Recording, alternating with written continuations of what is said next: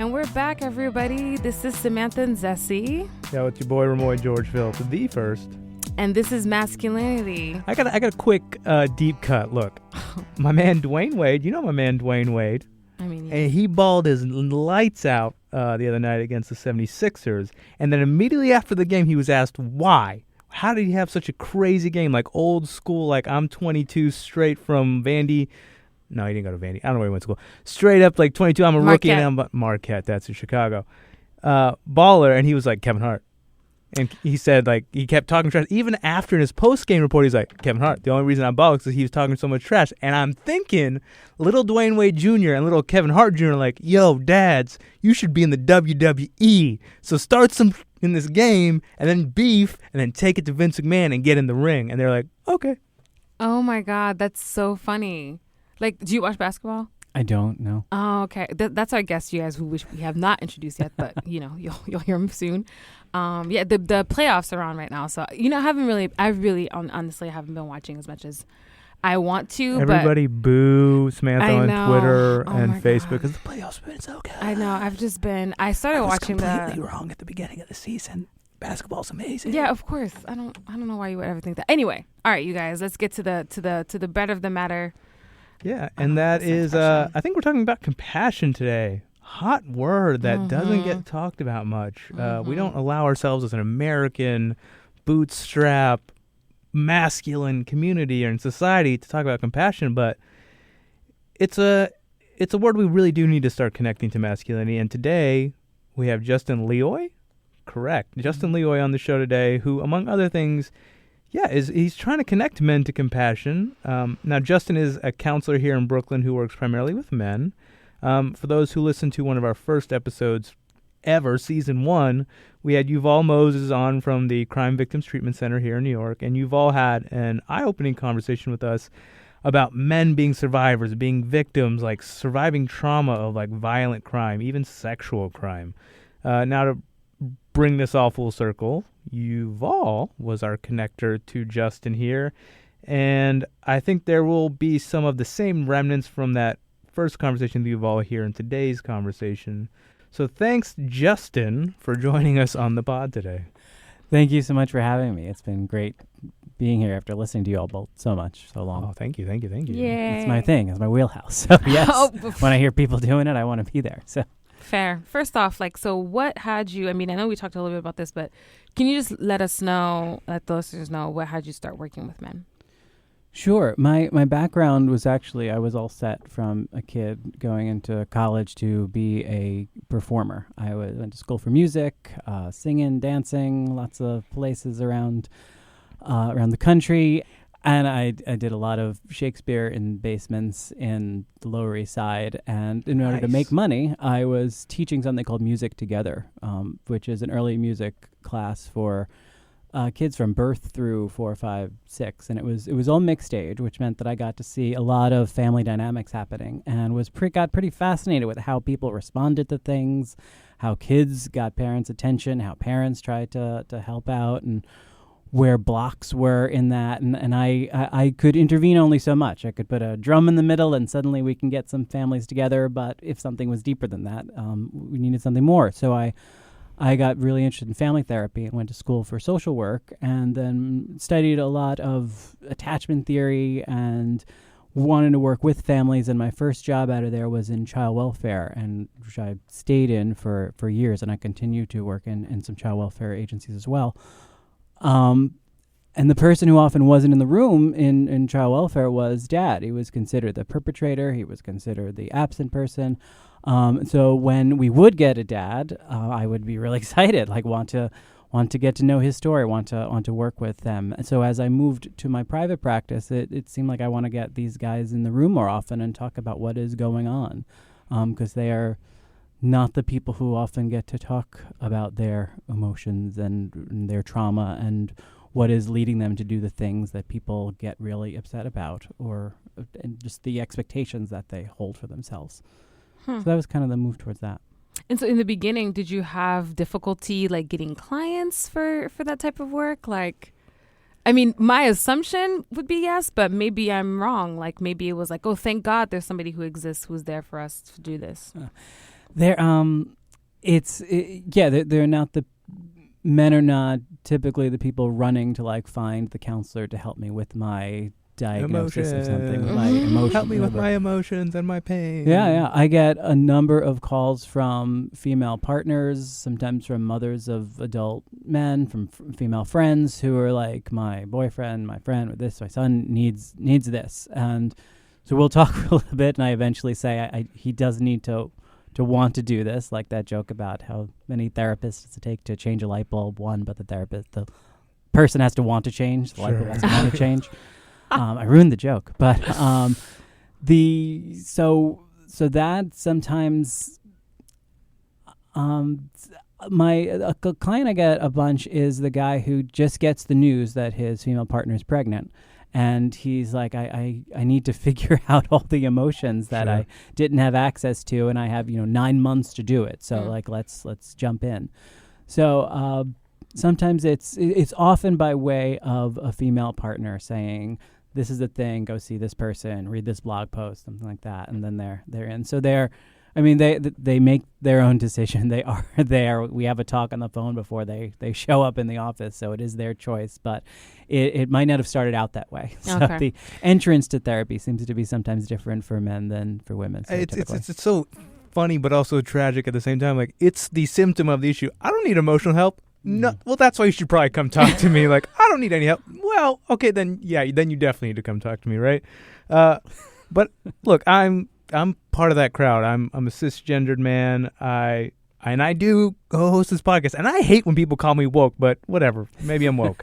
But I still absolutely have a damn hard time connecting to compassion, especially for myself, or what we're going to call, quote unquote, self-compassion. And that's in part connected specifically to how I manifest or perform or engage with this thing we keep calling masculinity. Justin, just humor me here. Like, why do we, as a culture of men and masculinity, have such a hard time connecting with compassion? Well, compassion can be messy, and compassion isn't black and white, and compassion means there's not necessarily certainty. I mean, in a sense, why I think a lot of men struggle with it is you grow up with a sense of you do a thing, you did a thing wrong, you get punished, and then you go, hopefully won't do it again. And there's no emotion in that equation. There's just there's thought, there's action, and effect, all that. Yeah. Now there's no sense of like, how come you did the thing? What led to that? We talk about when a kid is misbehaving.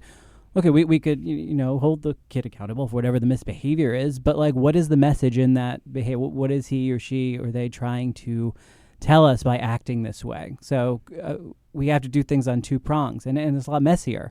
It's harder. Yeah, when I think of compassion, I often am talking about guilt and shame and the difference between them, and those get put together a lot. Where I know guilt gets a bad rap, and I'm not so against guilt. I think guilt can be great in many ways. It leads to form our conscience in some way. Shame, though, is about you as the individual. Like, guilt is this thing you did wasn't a good thing. Don't do it again. And you should feel guilty for that. That's healthy, and that'll help you not do it again. Shame is you're a bad person for doing that thing. And that's why you did it, just because you're a bad person. And so when you add compassion into that, you can be like, yeah, I made a mistake, or I poor judgment, or lots of reasons. I don't want to let anyone off the hook for doing something wrong. But it gives us some space to not just punish you, but then to learn what's happening, what led to that. Sure.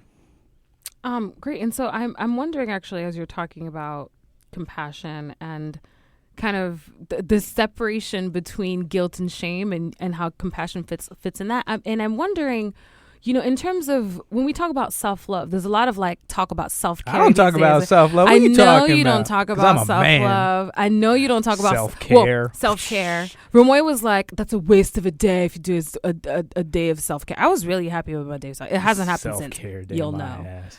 Anyway, so I is there a good correlation there in terms of men taking the time to care for themselves, taking the time to really give love to themselves? I mean, I think that's something that's very scarce for human beings in general, because we do live in a culture of success, and if you're not successful, then like you should be ashamed or you should feel guilty about the fact that you're not achieving, whether it's, you know, professionally or personally, right? That you're not fitting these molds that we kind of uphold as the standard.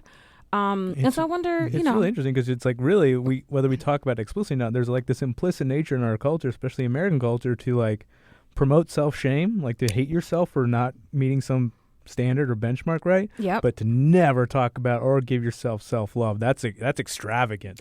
That's not for you. Anyway, sir. That is 100% right. Yeah. Yeah, I mean, even the term self-love, like it, I mean, we all automatically laughed when it was said. It brings up like jokes of stuff like that.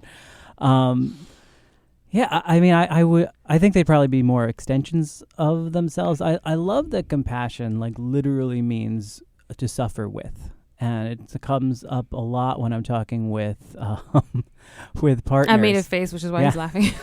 Comes up a lot with partners, especially male partners. Who I work with a number of men who are struggling with their female partner struggling with getting pregnant, and so their wife or their girlfriend is going through physical issues, mental issues, emotional issues, all this stuff, fear, hope, worry, pain, and the guy comes to me and he feels many of those things, but he doesn't want to burden her with that. So he's going to he's not going to show any of that.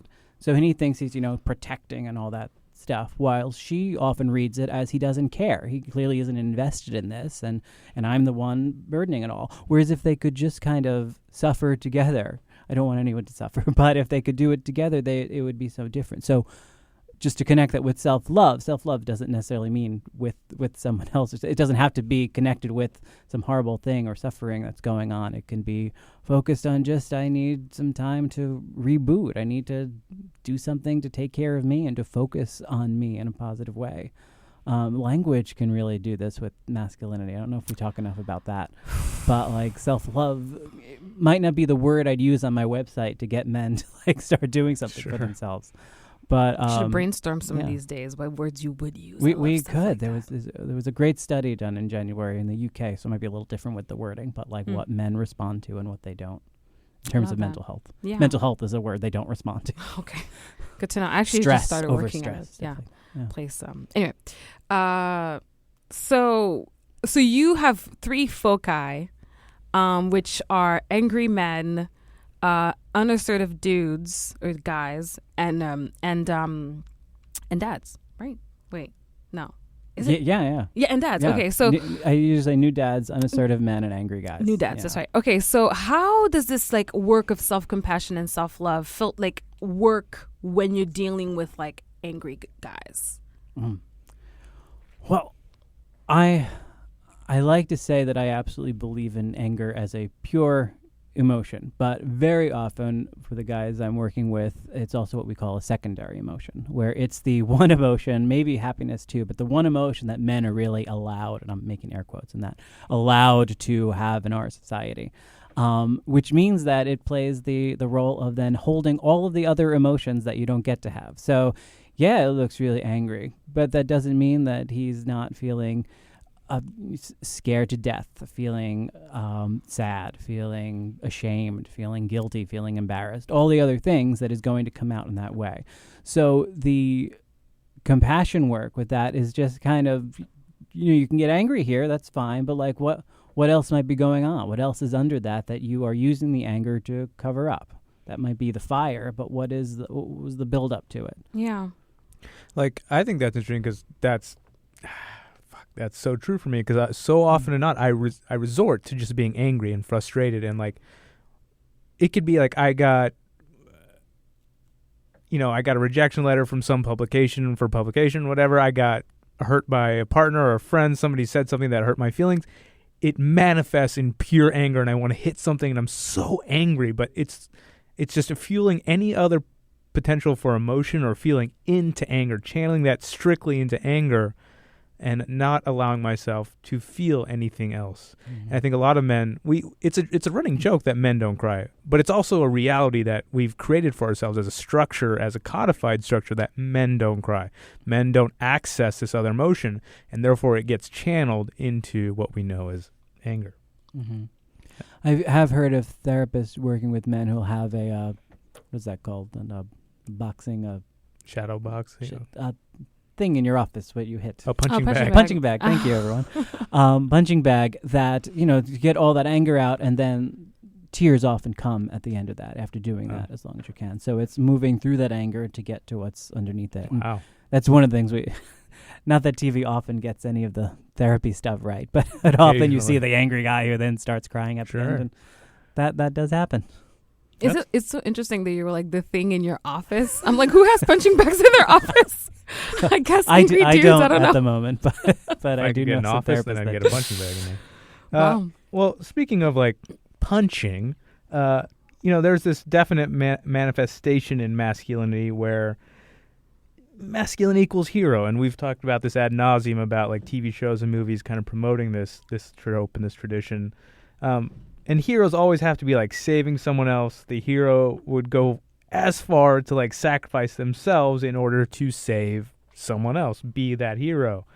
But you do a lot of counseling with men in regards to being fathers.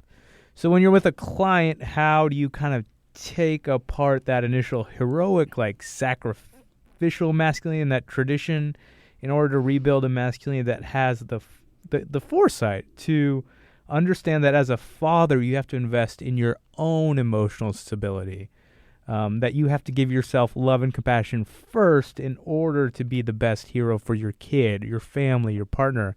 Like the old tradition says, you just sacrifice everything for your kid and your partner, and that's it, yourself included. But how do you shift the paradigm where it says focus on yourself more or just as much as your family and your circuit? Well, part of it is they're in the room with me, so there's something that isn't working, and they've often admitted that at least. So the idea is we're then taking that apart. And one of the things we're thinking of with parents is you could teach whatever you want, you could say whatever you want, but your kids are learning the most from watching you, from how you're modeling. So are you modeling this person who is the hero who sacrifices everything for everyone else? Well, your kids, your sons as well as maybe your daughters, are going to grow up and think that is what an adult does, and that's what I'm going to do.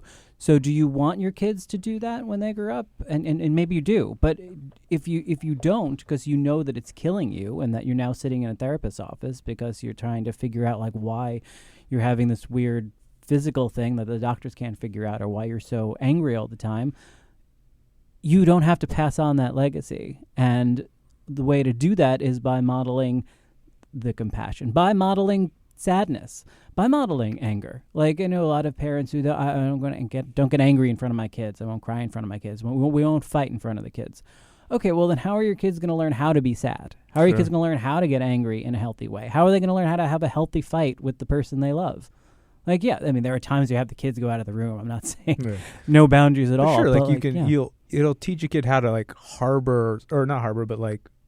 again, diminish certain feelings and then privately let them manifest or exacerbate into something else that is way more problematic than initially. And I think this modeling thing of what is healthy is very key, because I didn't have that growing up, and I feel in the moment thinking like, shit, a lot of the things came not say what my mom or my grandparents or family taught me, but what I saw them, how they enacted certain things, and it's the same exact thing I'm doing in my life currently. Yeah. And the thing is, you take it on as something's wrong with you as a kid. So if you're 15 and something happens to a friend or a relationship and you want to cry, and you've gone 15 years with seeing your dad never cry, your impulse to cry is like, something's wrong with me. I need to hide this thing from everyone else, especially dad, but like I cannot show this. And then it just reinforces it. And that comes out somewhere else, and often in anger or self-harm or something else, because these things are just so unacceptable because I can't show them. And then we're back in the shame wheelhouse again. Real quick, can you give us examples, like what is self-harm? Self-harm could be literally suicide. It could be cutting oneself. It could also be just... Could it be as like something as like too much drinking, too much smoking, too much eating? Like, I just wonder, like, yes, I'm not trying to diminish the suicide and stuff in the extremes, but self-harm can be so like normalized that we don't even see it. It could be something that is so problematic, but a tradition that we've made normal that men partake in, as their outlet for their frustrations or their pain, or from their wives, or so on and so forth. If you're doing anything to regularly anesthetize, I'm not going to say the word right. Anesthesia. Anesthetize yourself through binge watching some TV show, through drinking, through getting wasted, through drug use, anything that is trying to push away those unacceptable shaming feelings, I would call that a form of self-harm, absolutely. What about, okay, this might be a little bit far out there, but what about emotional self-harm? Same. Is that a thing? Sure. So like, I'm thinking like, so I beat myself up a lot, right? And I feel like that's something that I've just always done, like the guilt, the shame, the whatever. And I think, I used to think that I was like the only person that did this, but apparently everybody else does it too. So, I'm thinking to myself, I just wonder, like, when we're thinking about, I guess, kind of the things that we tell ourselves about who we are and what we do, like, do you deal with that as well? Well, the beating oneself up comes up a lot. That goes back to the punishment versus the compassion. But like, you can beat yourself up, and maybe because that's how you were raised. When something happens, you get punished, you beat yourself up, you get beat up, or you get punished in some way, and then you're absolved from the sins, and now you're okay again until it happens again. Or you can be like, you could spend the energy beating up on yourself, or you could spend the energy like thinking about like, it's. I like the analogy. It's not mine, and I can't remember who it is, but of like a crying baby. When you have a baby that is screaming and crying and all this stuff, you don't punish it. You hold it. You comfort it. And why don't we do that same thing for ourselves? And that might not sit well in a masculine world, but like, why not like treat yourself the way you would even the most macho guy would treat his little 3-week-old baby. You would hold her, hold him, hold them, and take care of them and comfort them. Why don't we do that to ourselves? What do we get from the beating ourselves up? There's something we're getting from it. There's a secondary gain of some kind. Absolutely. And so, kind of to segue into the things that men might beat themselves for, right? There are like these unspeakable standards that, that men feel the need to uphold, specifically having to do with heroism. I think we talked a lot about like the representations of heroes on TV, and basically what we think of as a society is a hero. And like, you're talking about like modeling behaviors for your kids. And so I'm wondering, like, what does it look like when you actually have somebody in front of you who is, a new father or an unassertive guy, to be dealing with that? And like what do they say? Like what, I guess, well, first of all, have you come across that, people having like a hero thing that they come and talk to you about? It's not like a presenting problem. Someone comes and says, I have a hero complex to get through it. But people will talk about, early on what they're doing and how they're handling something. And I might just ask them, like, how come you're taking all that on? Why are you doing all that? And they'll say, well, that's what a father does. That's what a man does. That's what a husband does. Or that's what men do. And I think that's like, when we say hero, it's really easy to see that, like Superman putting on his cape, right? That's kind of like a joke, but that is exactly what we're talking about. That's what a man does. Yep. A man takes the whole load. A father does this. Like, a father provides. Like, a man has to do all the work. That's what we're talking about. Like, that's the literal manifestation that we see in everyday life. And those expectations are severely problematic. Not for just the society as a whole, not for your partner, not just for everybody else on the planet, but for yourself especially. Yeah. The weight of that, the pressure of that. And I will deal with that by asking where they got that identity. Where did they begin to learn that is what a man does? And they might say it's just, it's society. Justin, you're being stupid. Like, patriarchy. No, where did you particularly learn that? Sure. At what point you got a message somewhere? Maybe it was pop culture, or maybe it was something more close to home. And is that working for you?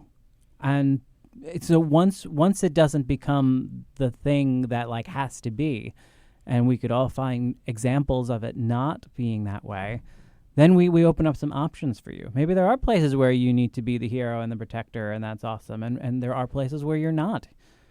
Something that will sometimes come up in working with men is the idea of dependence. because you have lots of people who are dependent on you. Yeah. What would it feel like for you to be dependent on someone, for you to really want someone to take care of you? Like, what does that feel like? I love it. What is the response or pushback? Yeah, tell me there's what pushback right away. I mean, the first time it's brought up, it's that just makes me like I'm literally feeling God. uncomfortable. Like if you were to ask me that, like I'm feeling that right now. I'd be like, "F you, man! I don't need to depend." And there's the anger comes up. Yeah, exactly. Sure. Yeah, well, there's some strong defenses against that because we're taught we can't, we shouldn't. We need to be totally independent as much as possible and not depend on someone else. That puts us at risk. It makes me damn vulnerable, and I don't want to be vulnerable to you or anybody else. And it could also lead to pretty amazing relationships with friends, with partners, with our kids, with our parents at some point. So, we've been seeing in the news recently a lot of violence that erupts out of masculinity targeted at women or ex-partners, lovers, crushes. And there's this expectation of the masculine to be violent. So you do a lot of work with men with regards to relationship. So how do we rewrite masculinity to where the default response isn't, the default response to emotional pain isn't a violent reaction? Or isn't even just like a physical like manifestation of that? Yeah.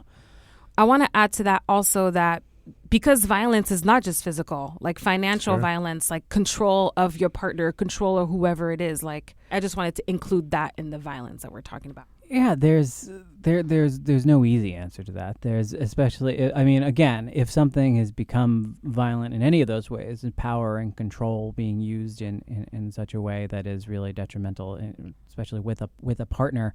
I mean, again, as much as I want to bring in the empathy and compassion, I also want to say no, like that is not okay what is being done, and you need to know that. And the problem is that you don't feel any guilt about that. You are sitting in the idea that this is how a family is run. This is how a partnership goes. So I mean, there are some specific things that we do need to say no to. Maybe even before we go into but I hear that there is some emotional pain. Maybe I'm not going to use those two words, but there's something that is leading you to feel I need to control or I need to get what I want here, and that is more important than who that other person is, even though I'm saying I may love them in some way.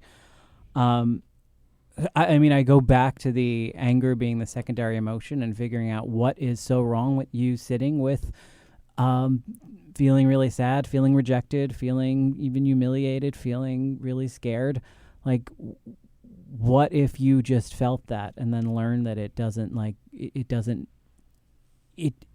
isn't going to be you forever. You're not going to get stuck in that. But if you spending all this time fighting against feeling that way, you are not going to have good relationships. You're not going to have good interactions with people in a deep way. So it's the short answer is it's a long haul when someone is really so far that they're doing that in such an extreme way. I don't know if this is particularly masculinity, but let's just humor me here. Like, do a lot of men bring rightness and righteousness into the room, in the sense, like, here's what I'm asking. I would personally, like, I think I'm right 100% of the times, and when I'm that's true. You're right. Well played.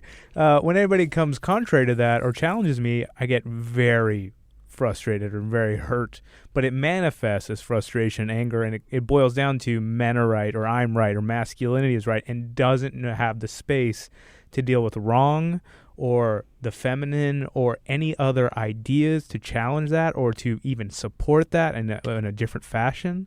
And I'm just wondering, as maybe not necessarily new fathers, but potentially people who have been fathers or are fathers, or men who are coming in with these old traditions of men are right and dealing with that kind of problematic approach in masculinity. There's a couples therapist who I think coined the phrase, you can either be right or be in a relationship. Sure. And it is there is a nice sense you get from being right, especially if you are. That validation, sure. Yeah. Ego, individuality, all kinds of things. But is that the most important thing? Is that the most important thing in that moment is being right with your kids, with your partner, with anyone really, with the subordinate at work or whoever you're with, friendships. So the question is how to deal with the defense when it comes up about like that someone's to help challenging that? men see that is men specifically, because I think I would assume that it's a large association to masculinity is like I am a man, I am right, I'm the one that you come to for answers, especially in like in a parental situation or in a relationship circuitry, like, and whatever I say at the end of the day is gospel, right? And how do you challenge men, or not necessarily challenge them, but help men break that down and kind of form a more healthy approach to openness and camaraderie, and not resting on the fact that you also have to be right. So all the responsibility of said relationship or decisions are on your back, right? Right. Stop saying that. I would ask what would happen if you were wrong. What would that be like for you if you were to say you don't know to your kids, to your boss, to whoever? Like what feeling comes up as I say that? As you imagine your instability and a vulnerability I don't like. Okay. We would go further with that and just feeling what that is, because there's also going to be some freedom in that. To not have to know, to not have to be right all the time, takes a huge weight off one's shoulders. Sure. But then what is that going to do to your relationships? What is that going to do to how you see yourself? Are you going to be okay with that? And if you sit and experiment with the idea of not being right, of not having the answers, there's kind of a natural consequence to realizing, wow, like they didn't leave me. Right. She didn't leave me. I didn't get fired. They weren't disappointed There's with me. actually some more respect some people might have, that I'm willing to like sit and not know anything. Have a People come to conversation. therapy all the time and they expect me to know the answer all the time, and I disappoint people every day. Say, well, let's look at it together. Sure. I have a quick question, which may or may not stick here, but I wonder if you ever experience like a notion of entitlement when you're dealing with men, and how you deal with that. I thought you were going to be my entitlement. I was like, oh, so I certainly feel that, and I have to sit with that. Yeah, I mean, it'll come out in lots of different ways. It's usually I mean, as a counselor, I'm privileged because I get to be in the moment with the person, but also be removed and be the person who's supposed to analyze these things. So the idea of like, especially if it's not present all the time, if an entitlement comes up, it's usually an indication that there's some insecurity, that there's some other thing that we're not talking about that maybe we need to get under. And then I feel like, got it. So let's just talk quickly about there could be two types of listeners out there, right? We know we don't like binaries, but actually we're just going to do this. So listener A... Just humor us for a second, okay? We're hypocrites like everyone else. Everybody's fucking hypocrite. I just thought about that. I was like, oh. So listener A is a friend, the partner, a family member of a man who they'd like to get emotional help. Okay, how would you advise them to go about starting that conversation? And secondly, then you've got listener B, who is the man who is looking to find more emotional support and counseling. And what would you say to them? yeah, okay. So for the A group, we talked a little bit before, and I would also include in that therapists who specialize in working with women or maternal mental health, and I'll get calls from them being like, I hear about this guy all the time, and she can't get him in, I can't get him in to come either to them or to come to his own therapy. The language is important. I actually usually don't use words like therapy or mental health. I'll talk about counseling, getting some support, finding someone else to talk to about this, and then even asking some questions like, who else do you talk to? Do you talk to anyone about this stuff? And if it is someone in the family or a friend, like this is a lot for me to hold all the time. I can't do, and this is probably not the best word to use, but we more and more talking about the women doing a lot of the emotional labor for their male partners. I can't do that any longer. And for me or for the kids, we need you to talk to someone, not because you have a mental illness, not because there's something someone's going to diagnose you with, but just to get a sense, to get some new coping skills, to manage stress in ways. When I'm talking to people on the phone, men, about possibly coming in, they're like, oh, how do you work and all this stuff. I mean, I'll talk very simply. I don't go all emotional on the on the phone as much as we're talking about there's patterns that you've been using to deal with stuff, and you're telling me now that they're not working, and we will look at those patterns, we'll challenge the ones that aren't working, we'll keep the ones that do, and we're going to go on that journey. We'll figure that out together. One of the wonderful things about the internet, because there's a lot of things that aren't wonderful about it, is that therapists more and more have these huge websites with blog posts. So you can spend a lot of time getting to know. Justin has plenty of good ones. Thank you. Getting to know a therapist, to know how they work and whether you would jive with him or her or them, and then you can decide that. I mean, don't take 5 years exploring, because that's one way of putting it off. But take some time to read all that to be okay, I think I want to know this person, and tell the therapist on the phone, this is new to me. I'm really uncomfortable. Are you going to make me cry? Ask all the questions that your might be concerns, and if they can't handle those questions, then don't go to that person. But if someone can, and you'll get a chance to sit with them and learn more. Awesome. I feel like I was just in the chair. I started out very uncomfortable. There were some very tense moments. I got a little, my fists were clenching and I wanted to punch something. But now I feel so much more relieved and emotionally healthy, and I have access to tools and language, and I have this now in my bank of thoughts and ideas. I can process a lot of stuff. So thank you, Justin. This has been incredible. And I'm not bullshitting, man. I appreciate hearing the feedback. Oh, this is fantastic. So you quickly self-plugged, shamelessly self-promoted without even meaning to, but I'm gonna take it to the next level. Your blog posts, and you have ebooks, and you have your website that has so many incredible information, and is really a wealth of resources for potential, men who are looking for counseling, but also for men who are going through counseling or just doing self-help themselves. So where can they find that at? Any more information or anything else you want to plug? Sure. I mean, my website is parkslope.therapist.com, and I even get to talk about this and how it can be helpful for some men, but I see a lot of men online as well through something. It's not Skype, but it's like Skype, but HIPAA compliant. And so some people want that little more of a distance, sure. But it's still, the research is showing us more and more it's just as effective. But that's all up there on the website. So parkslope.therapist.com. Yes. Cool. Beautiful. This has been really wonderful. Thank you so much for coming. Thank you for sharing your wealth of knowledge. I'm not a dude, but I feel like I got a lot out of what you said as well for myself and for the people in my life. So I hope that you listeners out there did too. Send us some questions. If you have any questions for Justin, if you have any questions for us about this conversation, if you have any comments, our social media, Facebook is going to be at Masculinity Pod. That's with a K, and Masculinity Podcast on Twitter. That's reverse. Masculinity Pod on Twitter, and Masculinity Podcast on Facebook. And of course, Masculinity Podcast at whoistheo.com is our email. So thank you guys so much for listening. My name is Samantha and Remoy. My name is Remoy George Phil. Be first. And this is Masculinity.